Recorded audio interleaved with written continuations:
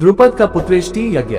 प्राचीन भारत में पुत्रेष्टि यज्ञ के द्वारा तेजस्वी पुत्र प्राप्त करने की प्रथा थी। जब किसी बहुत बड़े नृपति को संतान का अभाव दुख देता था तो वह ऋषियों और महात्माओं के द्वारा पुत्रेष्टि यज्ञ कराता था। यज्ञ के कुंड से हवि बाहर निकलती थी। उस हवि को खाने से मनचाहे पुत्र की प्राप्ति होती थी। पांचाल देश के नृपति के कई पुत्र थे, फिर भी उन्होंने तेजस्वी पुत्र की प्राप्ति के लिए पुत्रेष्टि यज्ञ कराया था। उन्होंने पुत्र होने पर भी पुत्रेष्टि यज्ञ क्यों कराया था, इस बात को नीचे की कहानी में जानिए।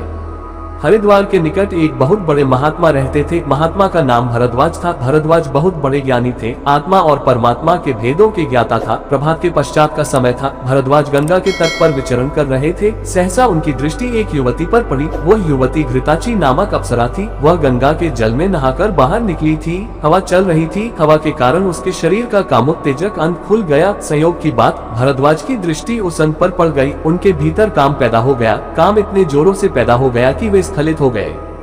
भरद्वाज जी ने अपने वीर्य को द्रोण के कलश में सुरक्षित रख दिया। द्रोण के कलश का अर्थ होता है पत्तों से बना हुआ दोना। भरद्वाज जी के उसी सुरक्षित वीर्य से एक पुत्र का जन्म हुआ। उन्होंने अपने उस पुत्र का नाम द्रोण रखा। उन्हीं दिनों पांचाल देश के नृपति पुषत के यहाँ भी एक पुत्र ने जन्म लिया था। उन्होंने अपने पुत्र का नाम द्रुपद रखा। बाल्यावस्था में द्रुपद और द्रोण में परस्पर मित्रता थी। दोनों साथ साथ पढ़ते थे। बड़े होने पर द्रुपद तो पांचाल के राज सिंहासन पर बैठा, किंतु द्रोण ब्राह्मण होने के कारण गरीब ही रहे। गरीबी के कारण उनका जीवन बड़ी कठिनाई से बीत रहा था। एक बार द्रोण के कानों में समाचार पड़ा कि परशुराम धन बांट रहे हैं। अतः द्रोण परशुराम के पास गए। उन्होंने उनसे धन की याचना की। परशुराम ने कहा, मैं तो सारा धन लुटा चुका हूँ। वन में तप के लिए जा रहा हूँ। मेरे पास धनुष बाण को छोड़कर और कुछ नहीं है। द्रोण ने निवेदन किया, मुझे धनुष बाण ही दे दीजिए और यह बता दीजिए कि कौन सा बाण किस तरह चलाया जाता है। परशुराम ने द्रोण को धनुष बाण तो दे ही दिया, अपनी पूरी बाण विद्या भी सिखा दी। द्रोण उस विद्या को सीखकर द्रोणाचार्य बन गए। दूसरी बार द्रोण के कानों में समाचार पड़ा कि द्रुपद धन बांट रहा है। अतः द्रोण धन के लिए द्रुपद के पास गए। उन्होंने द्रुपद से प्रार्थना की, मैं तुम्हारा मित्र हूँ, अतीव संकट में हूँ, मुझे धन देकर मेरी सहायता करो। द्रुपद ने बड़ी ही उपेक्षा के साथ उत्तर दिया, मैं राजा हूँ। राजा का मित्र कोई राजा ही होता है। तुम मेरे मित्र किस प्रकार हो? तुम गरीब ब्राह्मण हो, मैं तुम्हारी सहायता नहीं कर सकता।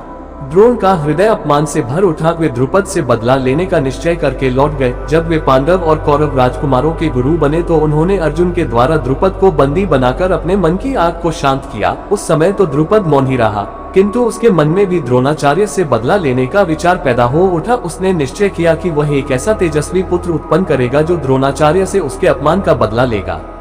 द्रुपद के जो पुत्र थे वे द्रोणाचार्य से बदला लेने में असमर्थ थे। अतः द्रुपद ने पुत्रेष्टि यज्ञ द्वारा महान तेजस्वी पुत्र को पैदा करने का संकल्प लिया। पुत्रेष्टि यज्ञ कराने के लिए वह महात्माओं की खोज करने लगा। गंगा और यमुना के किनारों पर घूमने लगा। दैव इच्छा से द्रुपद यमुना के किनारे स्थित दो महान त्यागी ब्राह्मण बंधुओं के आश्रम में पहुंचा। छोटे बंधु का नाम उपयज्ञ और बड़े बंधु का नाम यज्ञ था। दोनों भाई अलग अलग आश्रम बनाकर रहते थे। द्रुपद छोटे भाई के आश्रम में रहकर उनकी सेवा करने लगा। जब सेवा करते करते काफी दिन बीत गए तो एक दिन अवसर पाकर द्रुपद ने निवेदन किया, मैं एक महान तेजस्वी पुत्र चाहता हूँ। कृपया पुत्रेष्टि यज्ञ के द्वारा मुझे तेजस्वी पुत्र दिलाए। मैं आपको 1 करोड़ गाय दे सकता हूँ। छोटे भाई ने उत्तर दिया, ये कार्य मुझसे नहीं हो सकेगा। तुम मेरे बड़े भाई के पास जाओ, वे अवश्य तुम्हारी मनोभिलाषा पूर्ण करेंगे। द्रुपद यज्ञ के आश्रम में गया। उसने यज्ञ के आश्रम में रहकर उनकी भी बड़ी सेवा की। एक दिन अवसर पाकर द्रुपद ने उनसे भी निवेदन किया, मैं एक तेजस्वी पुत्र चाहता हूँ। कृपा करके पुत्रेष्टि यज्ञ के द्वारा मुझे तेजस्वी पुत्र दिलाए। मैं आपको 1 अर्बुद गाय दे सकता हूँ।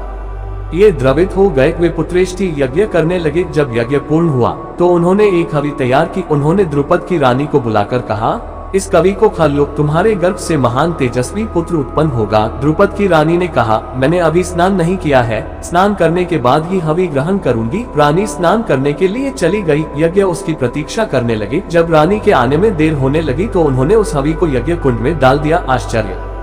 यज्ञ कुंड से एक बालक और एक बालिका प्रकट हो उठी। यज्ञ ने बालक और बालिका को द्रुपद को सौंप दिया। उन्होंने कहा, राजन, इस बालक का नाम धृष्टद्युम्न होगा, यह आपकी अभिलाषा को पूर्ण करेगा। बालिका का नाम कृष्णा होगा, इसे लोग द्रौपदी और पांचाली भी कहेंगे। इसके ही द्वारा कौरवों का सर्वनाश होगा। द्रुपद ने बड़े प्यार से बालक और बालिका का पालन पोषण किया। समय आने पर यज्ञ का कथन सत्य सिद्ध हुआ। महाभारत के युद्ध में धृष्टद्युम्न के हाथों द्रोणाचार्य मारे गए थे। द्रौपदी ही कौरवों के विनाश का कारण हुई थी। यदि दुःशासन भरी सभा में द्रौपदी को नग्न करने को प्रयत्न न करता तो महाभारत का युद्ध न होता, और यदि महाभारत का युद्ध न होता तो कौरवों के वंश का दीपक भी न बुझता। पर होनहार को कौन रोक सकता है? जो होने वाला होता है वो होकर रहता है।